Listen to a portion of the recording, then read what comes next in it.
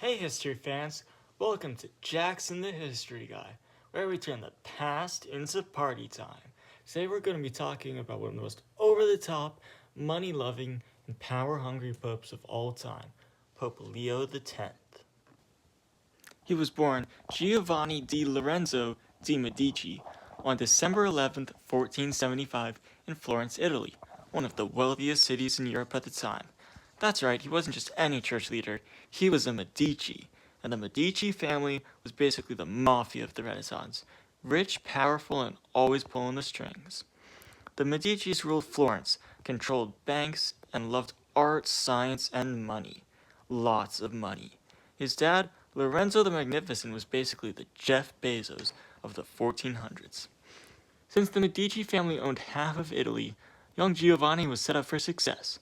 At just age 13, he was made cardinal, and by 1513, after some backroom deals and maybe a little bribery, he became Pope Leo X at the age of 35. And what's the first thing he did? Throw a massive party. We're talking feasts, music, and golden tableware, because nothing says holy leader like dinner plates worth more than a house. Okay, to be fair, he did do some cool stuff. He was a huge supporter of the arts and funded some of the greatest artists of all times, like Michelangelo.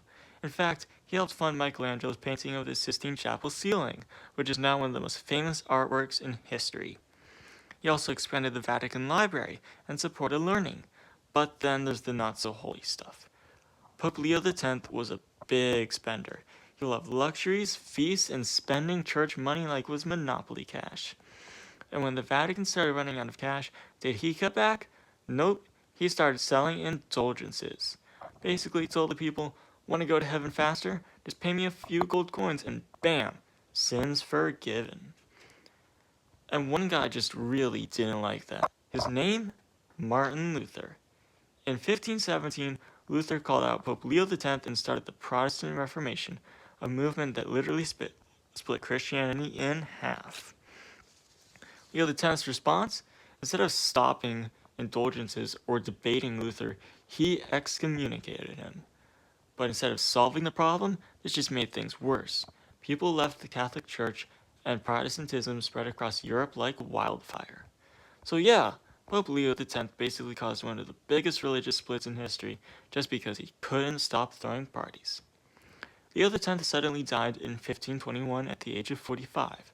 Some say he had pneumonia, others say he was poisoned.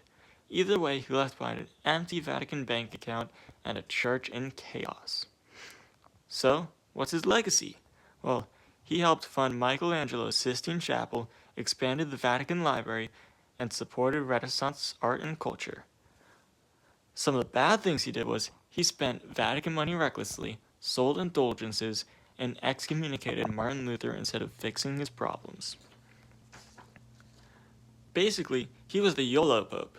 He loved art, wealth, and luxury, but also managed to accidentally start the biggest religious divide in history. And that's Pope Leo X, one of the most extravagant, controversial, and kind of disastrous popes of all time.